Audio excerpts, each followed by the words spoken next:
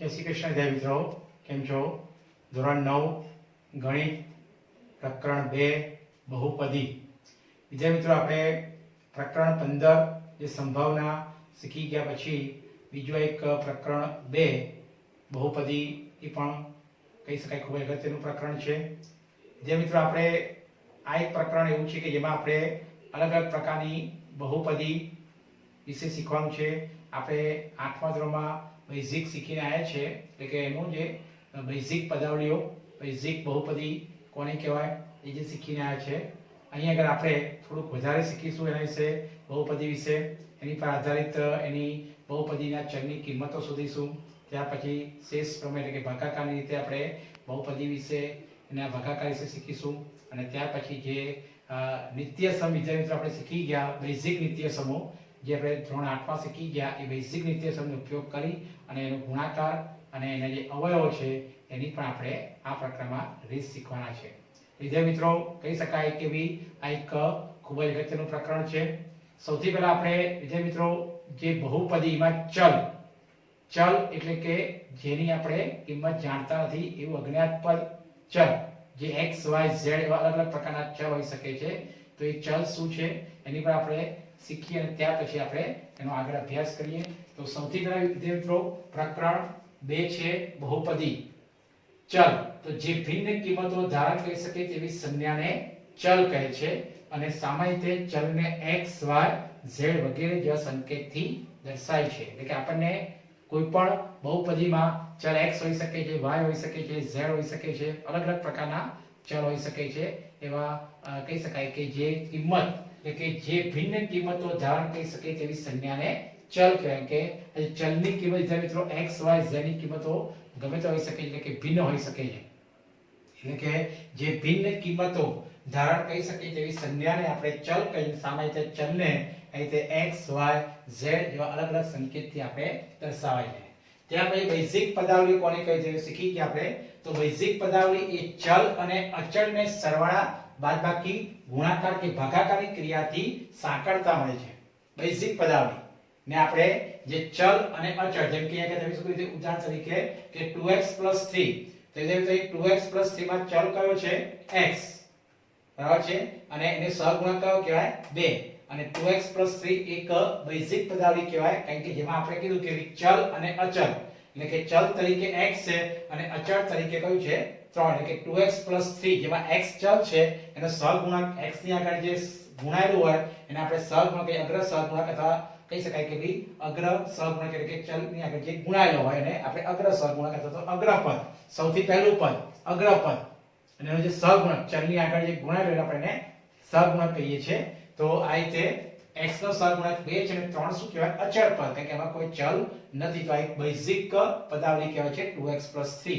એવી રીતે મિત્રો 4 - 7x, એટલે કે આપણે સરવાળા તરીકે દર્શાવ્યું, અહીંયા આગળ બાદબાકી તરીકે 4 - 7x, એ રીતે ભાગાકાર તરીકે x ભાગ્યા 3 અને ગુણાકાર તરીકે 3x. એટલે આ રીતે કોઈ પણ ચલ અને અચળ, ચલ તરીકે x છે અને અચળ તરીકે જેમાં ચલ ન હોય એવું પદ. તો ચલ અને અચળને આપણે સરવાળા, બાદબાકી, ગુણાકાર કે ભાગાકારની ક્રિયાથી આપણે સાંકળતા આપણને અલગ અલગ પ્રકારની શું મળે, આ બેઝિક પદાવલીઓ મળે છે. અને ત્યાર પછી એ જે ચલ આપ્યો હોય, ચલ તરીકે આપણે કીધું કે x y z જેવા અલગ અલગ સંકેતનો ઉપયોગ થાય છે, અને એ જે ચલની કિંમત આપી હોય એના આધારે આપણે દાખલા કરીશું આગળ. ત્યાર પછી વિદ્યાર્થી મિત્રો એક ચલ બહુપદીઓ. તો એક ચલ બહુપદીમાં સૌથી પહેલા આ એક આપણી જે બહુપદી છે એનું પ્રમાણિત સ્વરૂપ છે કે an x n plus an - 1 x n - 1 an - 2 x n - 2 up to a0, કે જ્યાં સરસ શું હોય કે જે પહેલું પદ છે x n એનો સહગુણક an કહેવાય. એ an is not equal to 0 તથા જે a1 a2 a3 an એ અચળ હોય. એટલે કે તમે અહીં કહી શકો છો મિત્રો કે a1 a2 એટલે કે x ની આ જે n ની કિંમત છે મિત્રો, એ n ની કિંમત એ હંમેશા પૂર્ણ સંખ્યા હોય. પૂર્ણ સંખ્યા એટલે કે 0 1 2 3 4, જેને આપણે પૂર્ણ સંખ્યા કહીએ. જે n છે જે ચલની ઉપર ઘાતાંક હોય, કે x n - 1 n - 2 એ n - 3, અને એની આગળ જે ગુણાયેલું છે એ n - 1 an - 2 an એ બધા શું કહેવાય સહગુણક કહેવાય છે. તો આ એક કોઈ પણ બહુપદી ને આપણે આ પ્રમાણિત સ્વરૂપ તરીકે લખી શકાય છે an x n plus an - 1 x raised to n - 1 an - 2 x raised to n - 2 up to a0. વિદ્યાર્થીઓ હવે તમે n ની જગ્યાએ અહીંયા કે તમે n ની જગ્યાએ 1 2 3 4 મૂકતા એટલે સૌથી પહેલા આપણે n પૂર્ણ સંખ્યા છે પૂર્ણ સંખ્યાને આપણે n ની જગ્યાએ 0 મૂકીશું 1 મૂકીશું 2 મૂકીશું 3 મૂકીશું તે પ્રમાણે આપણે શૂન્ય બહુપદી એક ચલ બહુપદી દ્વિઘાત બહુપદી ત્રિઘાત બહુપદી ચતુર્ઘાત બહુપદી એવી અલગ અલગ પ્રકારની બહુપદી મળતી જાય એટલે કે આ જે પ્રમાણિત સ્વરૂપ છે એમાં આપણે n ની જગ્યાએ જે આપણે 0 કારણ કે n શું છે પૂર્ણ સંખ્યા છે અને પૂર્ણ સંખ્યા હોય એટલે કે એમાં 0 1 2 3 4 5 6 એવી અલગ એવી તે સંખ્યાનો સમાવેશ થાય એટલે કે આપણે 0 મૂકતા આપણે શૂન્ય બહુપદી મળશે ત્યાર પછી આપણે 1 મૂકતા આપણે એક ચલ બહુપદી મળશે n બરાબર 2 મૂકતા આપણને દ્વિઘાત બહુપદી મળશે n બરાબર 3 મૂકતા આપણને ત્રિઘાત બહુપદી મળે એ રીતે 4 મૂકતા ચતુર્ઘાત બહુપદી આપણને આ જે સૂત્રમાં મૂકીએ એટલે મિત્રો એનું પ્રમાણિત સ્વરૂપ આપણને મળતું જશે તો આ એક કહી શકાય કે એક ચલ બહુપદી તો આ રીતે a1 a2 a3 અચળ હોય ત્યારે આ સ્વરૂપે દર્શાવતી પદાર્થને ચલ x માં શું કહેવાય બહુપદી કહેવાય કેમ ચલ x માં કારણ કે આપણે ચલ x છે એટલે ચલ x માં બહુપદી કહેવાય છે જ્યાં n શું છે પૂર્ણ સંખ્યા છે સામાન્ય રીતે બહુપદીને આપણે સંકેત વૈચારિક તો p of x q of x r of x રીતે અલગ અલગ પ્રકારના સંકેત જો ચલ x માં હોય તો p of x ચલ y માં હોય તો p of y રીતે ચલ z માં હોય તો p of z જેવા અલગ અલગ સંકેતનો આપણે ઉપયોગ કરીને દર્શાવી શકાય છે એટલે બહુપદીને આપણે અલગ અલગ સંકેતો જેમ કે p of x q of x r of x થી વધારે બહુપદી હોય તો જો ચલ x હોય તો p of x એ રીતે q of x r of x એ અલગ અલગ જો ચલ y હોય તો p of y r of y ચલ ને આધારે આપણે જે અલગ અલગ આપણા સંકેતમાં એને દર્શાવી શકાય છે અહીં જે વિદ્યાર્થી મિત્રો ઉપર જે આપ્યું છે an x raised to n એ જે an - x raised to n - 1 an - 2 x to n - એ બહુપદીને શું કહેવાય પદો છે અને પ્રથમ પદ કહેવાય અને દ્વિતીય પદ અને તૃતીય પદ એટલે બધા શું કહેવાય પદો છે અને આ બહુપદીમાં જે x raised to વિદ્યાર્થી મિત્રો n છે એ x નો મહત્તમ ઘાતાંક છે x raised to n એટલે કે જે એમાં જે n છે એ શું કહેવાય એનો x ને મહત્તમ ઘાતાંક કહેવાય છે તો આ બહુપદીમાં x raised to n A x નો મહત્તમ ઘાતાંક મહત્તમ એટલે સૌથી મોટામાં મોટો છે અને જે en x raised to n એ બહુપદી શું કહેવાય અગ્રપદ કેમ કે જે વિદ્યાર્થી મિત્રો પહેલું પદ છે અગ્રપદ છે જેમાં en શું છે તો en એને અગ્ર સહગુણક કહેવાય એટલે કે એની આગળ જે ગુણાયેલું છે મને એને સહગુણક કહેવાય છે જ્યારે બહુપદીના પદોને x ના ઉતરતા ઘાતાંકના ક્રમમાં ગોઠવીએ ત્યારે તે બહુપદી પ્રમાણિત સ્વરૂપમાં લખેલું કહેવાય જે મિત્રો જે તે ચલ હોય x ચલ હોય y ચલ હોય t ચલ હોય u ચલ હોય એ જે ચલ એ ચલના ઉતરતા ઘાતાંક ના ક્રમમાં તમે ગોઠવો ઉતરતો ઘાતાંક એટલે 4 3 2 રીતે અચળ પદ રીતે જો 3 હોય તો 3 2 1 અને અચળ પદ જે ચલ તરીકે x y અથવા તો t છે u છે s છે અલગ અલગ ચલ આવે તો એ જે બહુપદીના પદોને એક આપણે x લીધો છે તો x ના ઉતરતા ઘાતાંક ના ક્રમમાં ગોઠવીએ તો તે બહુપદી પ્રમાણિત સ્વરૂપમાં લખી છે એમ કહેવાય ઉદાહરણ તરીકે કહો વિદ્યાર્થીઓ શીખી ગયા કે સુરેખ બહુપદી જેને આપણે એક ચલ બહુપદી કહીએ છીએ એનું પ્રમાણિત સ્વરૂપ શું આવે તો એનું પ્રમાણિત સ્વરૂપ આવે p of x બરાબર ax b જેવા ચલ x એની પર ઘાતાંક 1 છે એ રીતે દ્વિઘાત બહુપદી આપણે શીખીશું મિત્રો આપણે તો દ્વિઘાત બહુપદી એટલે એનું પ્રમાણિત સ્વરૂપ આવે ax² + bx + c એટલે કે જેમાં x² પછી x વાળું પદ પછી અચળ પદ આવે એટલે ઉતરતા જે ચલ છે ચલની જે ઘાતાંક છે એ ઘાતાંકના ઉતરતા પદ એટલે કે ઉતરતા ઘાતાંકના ક્રમમાં એ ઉતરતા ઘાતાંકના ક્રમમાં એટલે 2 ઘાતાંક 1 ઘાતાંક પછી અચળ પદ જો 4 હોય તો સૌથી પહેલા 4 ઘાતાંક પછી 3 ઘાતાંક વાળું પદ પછી 2 ઘાતાંક વાળું પદ પછી 1 ઘાતાંક વાળું પછી અચળ પદ તો એને પ્રમાણિત સ્વરૂપમાં આપણે લખેલ છે કહેવાય કે આપણે શીખીશું હમણાં બહુપદીની ઘાત કોને કહેવાય છે મિત્રો તો આ ખાસ એક એકમાં પૂછાય છે કે જ્યારે બહુપદી પ્રમાણિત સ્વરૂપમાં લખેલી હોય જો પ્રમાણિત સ્વરૂપમાં લખી ન હોય તો આપણે એને પ્રમાણિત સ્વરૂપમાં ગોઠવવાની અને પ્રમાણિત સ્વરૂપમાં લખેલી હોય ત્યારે પ્રથમ પદ એ અગ્રપદ છે અને તેમાં ચલનો ઘાતાંક એ બહુપદીને શું કહેવાય ઘાત કહેવાય પ્રથમ પદ છે અગ્રપદ કહેવાય જે આપણે બહુપદીને પ્રમાણિત સ્વરૂપમાં લખી અને જે પ્રથમ પદ છે એનો અગ્રપદ કહેવાય અને જે ચલનો ઘાતાંક છે બહુપદીની ઘાત કહેવાય ઉદાહરણ તરીકે મેં ઉદાહરણ આપ્યું છે અગર 3y² + 5y + 7 તો એ કહે મિત્રો આ એક દ્વિઘાત બહુપદી કહેવાય કેમ કારણ કે ચલ ઉપર મહત્તમ ઘાતાંક કેટલી છે 2 ચલ કયો છે મિત્રો y અને y ચલ ઉપર મહત્તમ ઘાતાંક 2 છે માટે આપણે એને આ જે પ્રમાણિત સ્વરૂપમાં લખેલી છે જે બહુપદીના જે ઘાતાંકના ઉતરતા ક્રમમાં એટલે કે 2 ઘાતાંક 1 ઘાતાંક ને પછી 7 એટલે અચળ પદ કહેવાય જેમાં ચલ નથી એટલે અચળ પદ કહેવાય તો 3y² + 5y + 7 માં વિદ્યાર્થી મિત્રો અગ્રપદ કયું કહેવાય 3y² અને 3y² માં ચલ y પર મહત્તમ ઘાતાંક કેટલી છે 2, તો એ જે ચલનો ઘાતાંક 2 કહેવાય, જેને બહુપદીનો ઘાતાંક પણ કહેવાય. એટલે જે ચલ માં જે ચલની ઉપર જે ઘાતાંક હોય, જે સૌથી મહત્તમ ઘાતાંક હોય એને બહુપદીનો ઘાતાંક કહેવાય અથવા તો ચલનો ઘાતાંક કહેવાય. એટલે કે પ્રમાણિત સ્વરૂપમાં ગોઠવ્યા પછી જે સૌથી અગ્રપદ છે, આગળનું પદ, એ અગ્રપદમાં જે ચલ હોય એ ચલ પરનો જે ઘાતાંક એને ચલનો ઘાતાંક અથવા તો બહુપદીનો ઘાતાંક કહેવાય છે. એ જ રીતે બીજું આપ્યું છે 5x3 + 4x² + 7x. માં જે વિદ્યાર્થી મિત્રો આ પણ પ્રમાણિત સ્વરૂપમાં એટલે કે ચલ જે ઘાતાંક છે, ઘાતાંકના ઉતરતા ક્રમમાં ગોઠવેલું છે. 3 ઘાતાંક, 2 ઘાતાંક અને 1 ઘાતાંક. એ જે ઉતરતા ક્રમ વિદ્યાર્થી મિત્રો છે, જેથી કરીને એમાં જે અગ્રપદ કયું કહેવાય મિત્રો, તો અગ્રપદ છે 5x3 અને હવે જે ચલ કયો છે x ઉપર મહત્તમ ઘાતાંક 3 છે અને મહત્તમ ઘાતાંક 3 છે અને ચલનો ઘાતાંક એટલે કે બહુપદીની ઘાત 3 કહેવાય અથવા તો ચલનો ઘાતાંક પણ શું કહેવાય 3. એટલે કે જો તમને આડાવાળી પદ આપ્યા હોય જે બહુપદીમાં, તો એ બહુપદીમાં તમારે જોવાનું કે જે મહત્તમ ઘાતાંક વાળું પદ હોય એ અગ્રપદ કહેવાય અને એ અગ્રપદમાં જે ચલ હોય એ ચલનો જે ઘાતાંક છે એને બહુપદીનો ઘાતાંક અથવા તો ચલનો ઘાતાંક કહેવાય છે. એટલે એક એક પાકમાં વિદ્યાર્થીઓ ખાસ પૂછાશે. ત્યાર પછી અચળ બહુપદી, તો p of x = a0. વિદ્યાર્થી મિત્રો a0 કેમ? કારણ કે આપણે અહીંયા તમારે n ની કિંમત એટલે કે n ની કિંમત જે 0 મૂકશો તો a0 x⁴0. જેથી કરીને કોઈ પણ વિદ્યાર્થી મિત્રો a0 અહીં n ની જગ્યાએ 0 મૂકવાનું. કારણ કે n એ શું છે? પૂર્ણ સંખ્યા છે અને પૂર્ણ સંખ્યા એટલે 0 1 2 3 4. મેં કીધું કે વિદ્યાર્થી મિત્રો 0 મૂકતા આપણને અચળ બહુપદી મળશે. એટલે કે આપણે n ની જગ્યાએ 0 મૂકીએ તો a0 x⁴0 અને ત્યારે વિદ્યાર્થી મિત્રો x⁴0 કોઈ પણ 0 ઘાત જવાબ શું આવે? 1 આવે. એટલે કે a0 * 1 એટલે આપણો જવાબ આવશે a0. તો ધ્યાન તેથી કહી શકાય કે એને અચળ પદ કહેવાય. તો અચળ બહુપદી એટલે કે p of x = a0 અથવા તો k. k પણ વિદ્યાર્થી મિત્રો લખી શકાય છે અથવા a0 પર લખાય છે. અચળ બહુપદી કહેવાય જ્યાં a0 અથવા k એ અચળ સંખ્યા, દાખલા તરીકે 2 હોય, 3 હોય, -7 હોય, -5/2 હોય, એ બધા વિદ્યાર્થી મિત્રો અચળ પદ કહેવાય. એમાં કોઈ ચલ નથી એટલે એ બધી શું કહેવાય? અચળ બહુપદી કહેવાય. અને કહી શકાય કે એનું પ્રમાણિત સ્વરૂપ છે p of x = a0 અથવા તો k. a0 અથવા તો k જેમાં કોઈ ચલ ના હોય અને ચલ ના હોય માટે અચળ પદ તરીકે તમે 2 છે, 5 છે, 3 છે, -5/2 છે, -7/2 એવી કોઈ પણ અચળ પદ આપણે આવી શકે છે, માટે અચળ બહુપદી કહેવાય. ત્યાર પછી એક પદી કોને કહી દે મિત્રો? તો જે બહુપદી માત્ર એક જ પદ હોય તેને આપણે એક પદી કહેવાય છે.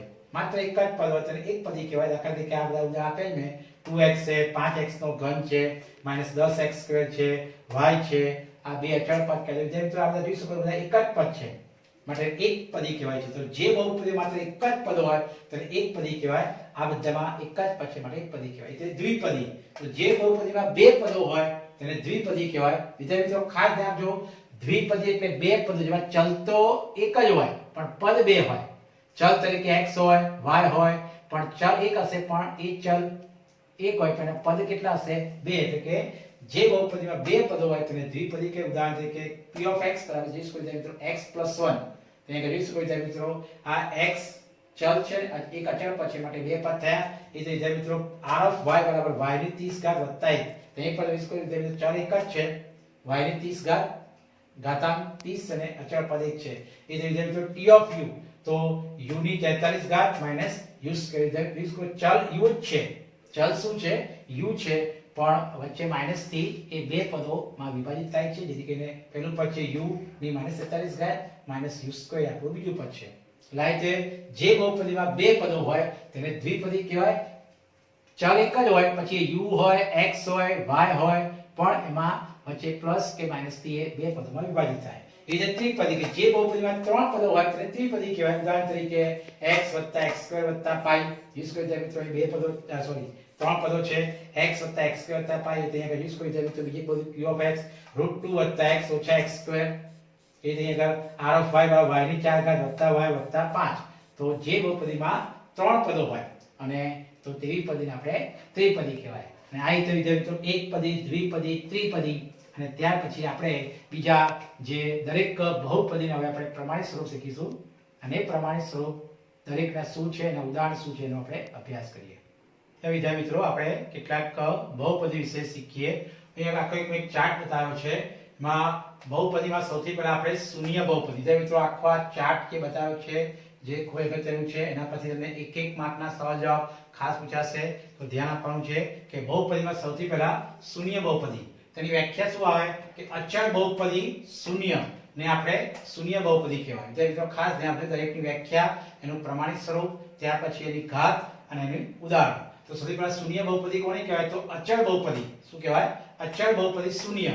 તો અચળ બહુપદી શૂન્યને આપણે શૂન્ય બહુપદી કહીશું. એનું વ્યાપક સ્વરૂપ ના જ આવે, કારણ કે શૂન્ય બહુપદીનું વ્યાપક સ્વરૂપ નથી હોતું, મને એની ઘાત પણ શું હોય? અવ્યાખ્યાયિત હોય. ઉદાહરણ તરીકે શૂન્ય જ આવે. કેમ?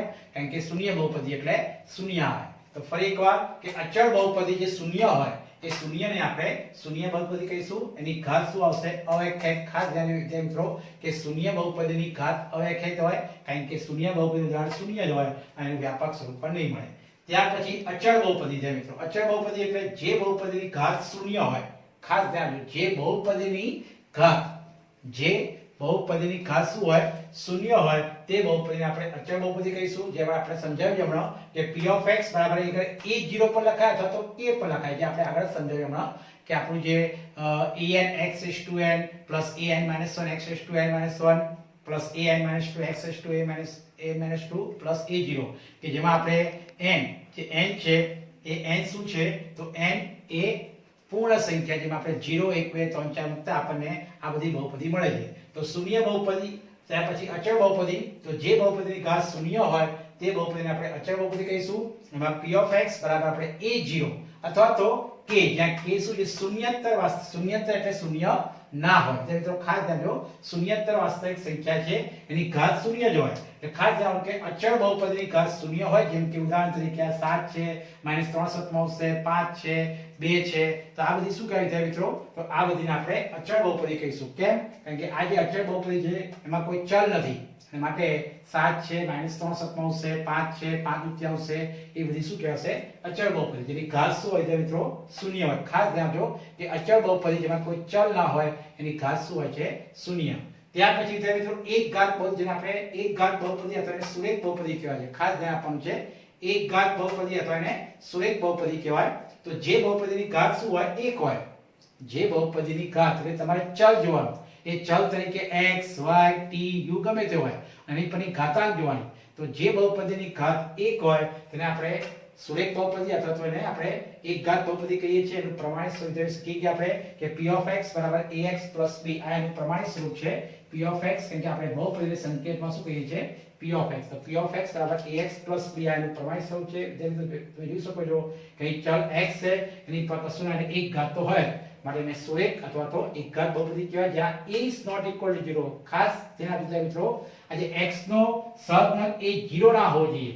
કારણ કે જો x નો સહગુણક એ 0 હોય તો કોઈ પણ સંખ્યાને 0 વડે ગુણો તો એ પાછ 0 થઈ જાય, તો ખાલી b રહે, અને b એટલે શું બની જાય મિત્રો? અચળ પદ બની જાય. તો એક ઘાત અથવા સુરેખ બહુપદી ન રહે, માટે એની શરત છે કે x નો સહગુણક જે a છે એ x નો સહગુણક એ જે a એ 0 હોવો જોઈએ નહીં, અને જે x નો સહગુણક a અને b એ વાસ્તવિક સંખ્યા, એટલે વાસ્તવિક સંખ્યા એટલે r શીખી ગયા આપણે પ્રકરણ પહેલામાં કે વાસ્તવિક સંખ્યાનો ગુણ કયો છે? આ, જેમાં સમય અને શું આવે? અસમય સંખ્યા. એટલે કે સહગુણક તરીકે વાસ્તવિક સંખ્યા જેમાં સમય અને સમય આવી શકે છે. એની ઘાત શું હોય? 1 હોય. કે ચલ પરની ઘાત જો હોય, ચલ પર કશું એક ઘાત રહે, સુરેખ બહુપદીની ઘાત 1 હોય. એના વિદ્યાર્થી મિત્રો આના ઉદાહરણ છે, જેમ કે p of x 5x + 7.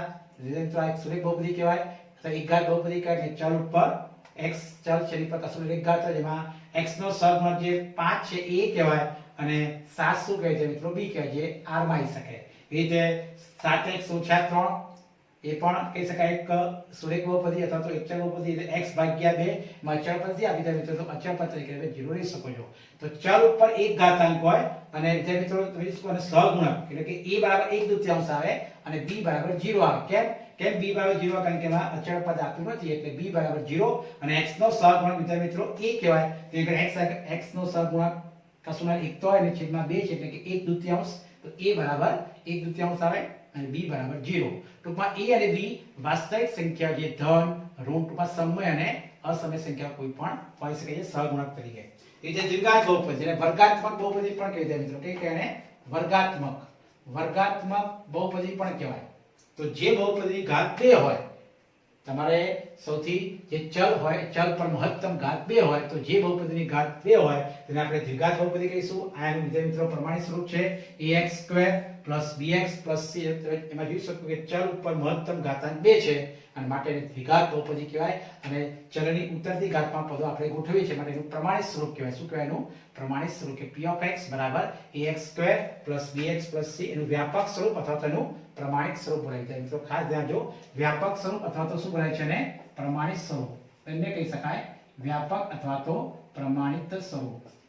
જે કોઈ ચાલશે પ્રમાણિત સ્વરૂપ એટલે અલગ અલગ બહુપદીનું આપણું વ્યાપક સ્વરૂપ અથવા તો આપણને પ્રમાણિત સ્વરૂપ મળે છે. તો દ્વિઘાત બહુપદીનું પ્રમાણિત સ્વરૂપ હશે ax² + bx + c. જ્યાં શરત કઈ હોય a is not equal to 0, x² સહગુણક a 0 આવવો જોઈએ અને જે a b c એ વાસ્તવિક સંખ્યાઓ છે એની ઘાતાંક 2 આવશે કારણ કે ચલ ઉપર મહત્તમ ઘાતાંક 2 છે માટે બહુપદીની ઘાતાંક 2 કહેવાય. આ બધાના ઉદાહરણ છે. તમે ઉદાહરણ તરીકે ગમે તે લઈ શકો છો. 3x² - 4x + 5 જોઈ શકો છો મિત્રો ચલ પર મહત્તમ ઘાતાંક 2 છે અને જે abc એટલે a એટલે 3, b એટલે -4 અને c એટલે 5 જે વાસ્તવિક સંખ્યા r માં આવે. એ રીતે q of y = 6 - 7y + 9y². એ રીતે વિદ્યાર્થી મિત્રો જેને પ્રમાણિત સ્વરૂપમાં ગોઠવવું હોય તો પહેલા 9y² આવે -7y + 6. એ રીતે વિદ્યાર્થી મિત્રો r of t = t² - 5. એ પણ t પર મહત્તમ ઘાત 2 છે માટે એ દ્વિઘાત અથવા તો વર્ગાત્મક બહુપદી કહેવાય. ત્યાં એનું પ્રમાણિત સ્વરૂપ ગોઠવવું હોય તો t² + 0t લખાય. કેમ? કારણ કે t વાળું પદ નથી એટલે કે 0t - 5. એ રીતે ત્રિઘાત બહુપદી તો જે બહુપદીની ઘાત 3 હોય તે બહુપદી ત્રિઘાત બહુપદી કહેવાય. આ એનું પ્રમાણિત સ્વરૂપ છે p of x = ax³ + bx² + cx + d. જે ચલની ઉત્તરતી ઘાતમાં પદો ગોઠવવાના. 3 ઘાત પછી 2 ઘાત, 2 ઘાત પછી 1 ઘાત અને પછી અચળ પદ. તો એનું પ્રમાણિત અથવા તો વ્યાપક સ્વરૂપ કહેવાય ax³ + bx² + cx + d. જ્યાં શરત હોય આ x3 નો સહગુણક a 0 ના આવવો જોઈએ. કારણ કે જો આ x3 નો સહગુણક આ a 0 હોય તો પ્રથમ પદ 0 થઈ જાય તો વિદ્યાર્થી મિત્રો એ દ્વિઘાત બહુપદી બની જાય, ત્રિઘાત બહુપદી ન રહે. અને માટે જે x3 નો સહગુણક a is not equal to 0 તથા abcd એ વાસ્તવિક સંખ્યાઓ છે. એની ઘાત 3 આવશે કારણ કે ચલ ઉપર મહત્તમ ઘાતાંક 3 એટલે કે ચલનો ઘાતાંક 3 છે અને બહુપદીની ઘાત 3 કહેવાય. અને ત્યાં વિદ્યાર્થી મિત્રો તેના ઉદાહરણ તરીકે તમે આ p of x = 2x² - 5x² + 10x - 3 ઉદાહરણ તમે ગમે તે લઈ શકો છો. a એટલે 2 કહેવાય, b એટલે -5, c એટલે 10 અને d એટલે -3. એ રીતે q of y = y² + 2y² - 10 તો મહત્તમ ઘાત 3 છે માટે ત્રિઘાત બહુપદી કહેવાશે. તો આ રીતે વિદ્યાર્થી મિત્રો ચતુર્ઘાત બહુપદી આવે, પંચઘાત બહુપદી આવે. પણ આપણે આ ચેપ્ટરમાં જે મેઇન શીખવાનું છે એમાં ખાસ કરીને આ જે બહુપદીને અહીં બોર્ડ પર સમજાય છે શૂન્ય બહુપદી, અચળ બહુપદી, એકઘાત બહુપદી, દ્વિઘાત અને ત્રિઘાત આ બહુપદી વિશે આપણે શીખવાનું છે. એ રીતે ચતુર્ઘાત બહુપદી પણ આવે. તો વિદ્યાર્થી મિત્રો પ્રમાણિત સ્વરૂપ શું આવે કે p of x = ax⁴ + bx³ + cx³ ax⁴ +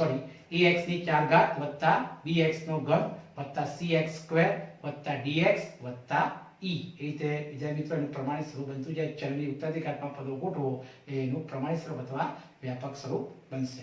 ત્યાં વિદ્યાર્થી મિત્રો આ રીતે ખાસ આ એક ચાર્ટ તમારે ખાસ ધ્યાન આપો. એમાંથી દરેકની વ્યાખ્યા, એનું વ્યાપક સ્વરૂપ અને એની ઘાત વિદ્યાર્થી મિત્રો MCQ માં પૂછે.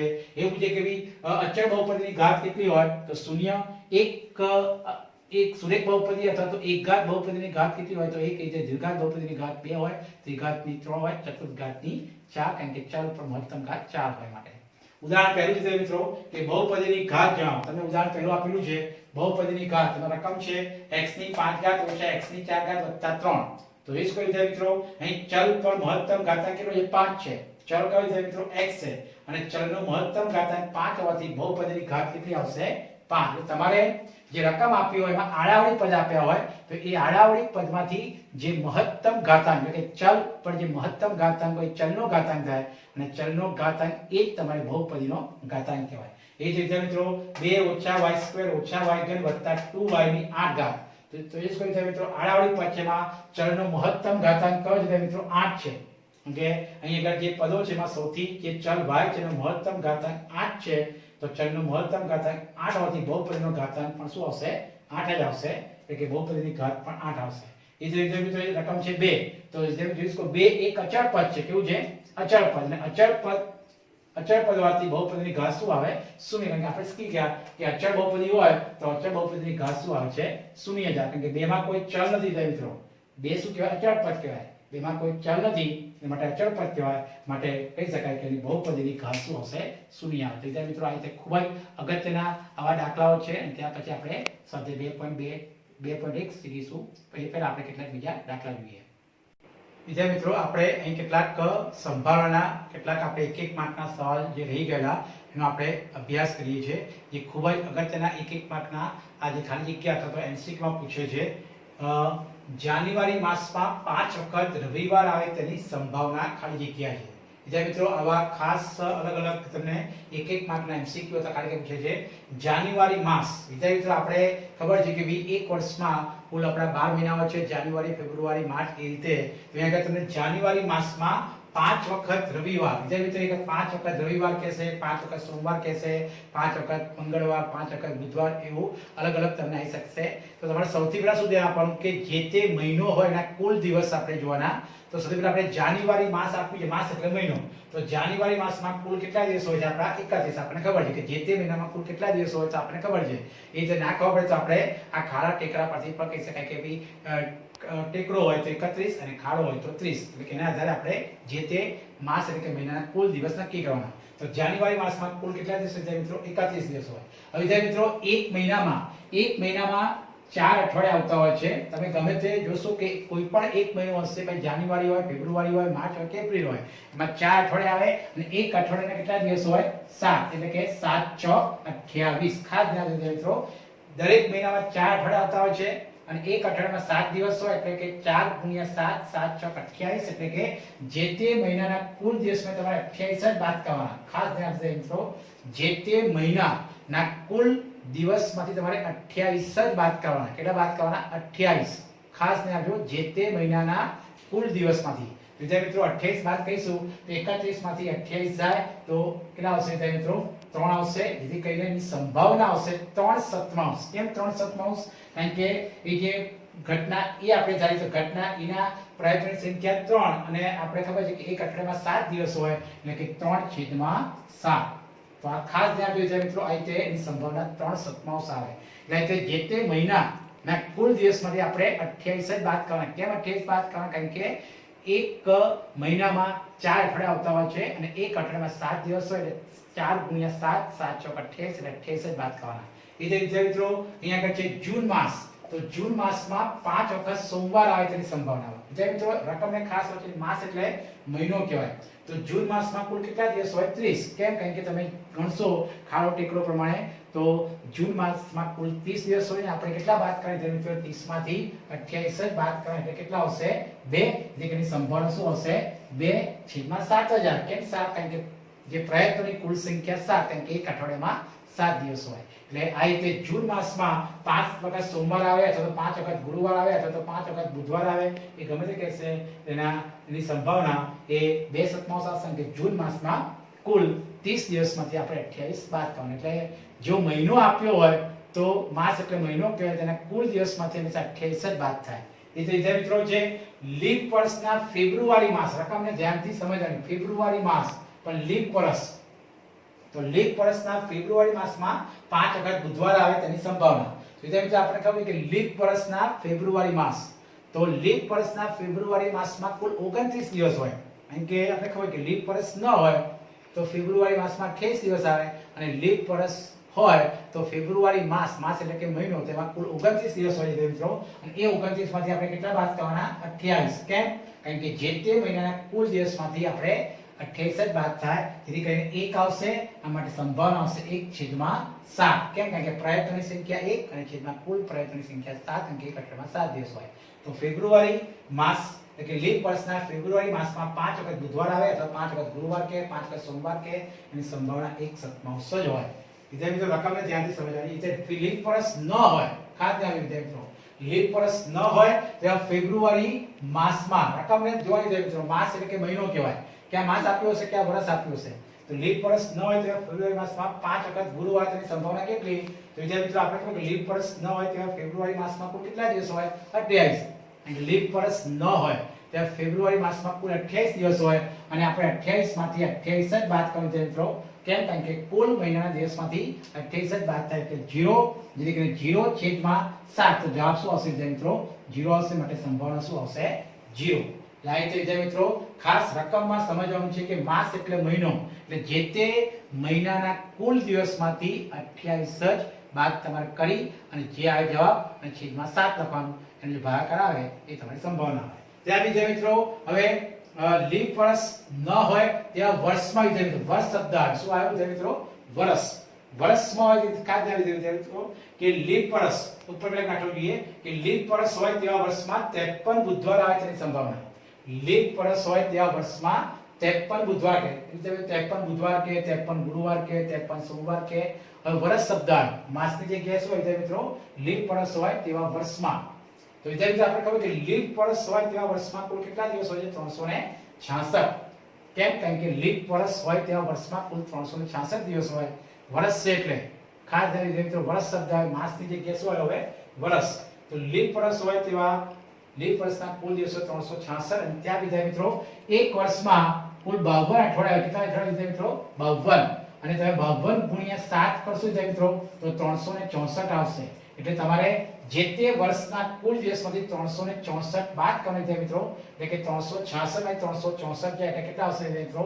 2 અને છેદમાં શું આવે? 7. કારણ કે એક અઠવાડિયામાં 7 દિવસ હોય એટલે જવાબ શું આવશે મિત્રો? 2 સપ્તમાંશ. ખાસ ધ્યાન વિદ્યાર્થી મિત્રો 364 જ બાદ કરવાના. કેમ? કારણ કે એક વર્ષમાં 52 અઠવાડિયા હોય છે અને એક અઠવાડિયામાં 7 દિવસ હોય એટલે 52 ગુણ્યા 7 કરો એટલે 364 થાય.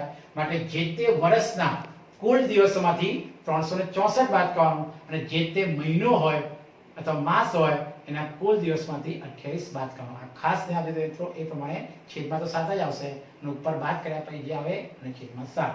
એ જ રીતે મિત્રો લીપ વર્ષ ન હોય તે વર્ષમાં 53 સોમવાર હોય. સોમવાર કે 53 સોમવાર કે 53 બુધવાર કે 53 ગુરુવાર કે લીપ વર્ષ ન હોય તો લીપ વર્ષ ન હોય તે વર્ષમાં 53 સોમવારની સંભાવના કેટલી? વિદ્યાર્થી મિત્રો લીપ વર્ષ ન હોય તે વર્ષમાં કુલ 365 દિવસ હોય. અહીં 364 ને આપણે બાદ કરીશું એટલે કે 1 અને છેદમાં શું આવે? 7. એટલે આપણો જવાબ શું વિદ્યાર્થી મિત્રો? 1 સપ્તમાંશ. લાઈક તે લીપ વર્ષ ન હોય તે વર્ષમાં કુલ કેટલા દિવસ હોય મિત્રો? 365. કારણ કે એક વર્ષમાં 365 દિવસ હોય લીપ વર્ષ ન હોય ત્યારે. લીપ વર્ષ ન હોય તે વર્ષમાં 365 દિવસ હોય. 365 ને 364 જ બાદ થાય. કેમ? કારણ કે એક વર્ષમાં 52 અઠવાડિયા હોય. 52 ગુણ્યા 7 364 થશે એટલે 364 બાદ કરો 1 અને છેદમાં 7 જ આવે એટલે 1 સપ્તમાંશ. મિત્રો આ રીતે એક માર્કના આ દાખલા સંભાવના પણ ખૂબ અગત્યના છે. તો વિદ્યાર્થી મિત્રો આ રીતે ખૂબ સમજીને પ્રકરણ જે 15 ની પણ આ રીતે પ્રેક્ટિસ કરો અને પ્રકરણ 2 પણ આપણે જે સમજાય થિયરી માં શૂન્ય બહુપદી, અચળ બહુપદી, સુરેખ બહુપદી, દ્વિઘાત બહુપદી, ત્રિઘાત બહુપદીના પ્રમાણિત સ્વરૂપ દરેકની ઘાત ખાસ મેં જે ચાર્ટ સમજાવ્યો ચાર્ટને સમજીને તૈયાર કરો અને વિડિયો લેક્ચરને ખાસ લાઈક અને સબસ્ક્રાઇબ ખાસ કરો વિદ્યાર્થી મિત્રો. અને તમને જે પણ ક્વેરી હોય કે જે પણ સમજ ન પડે તો તમને WhatsApp કરો કે મને ફોન કરીને ખાસ પૂછી લો. જય શ્રી કૃષ્ણ.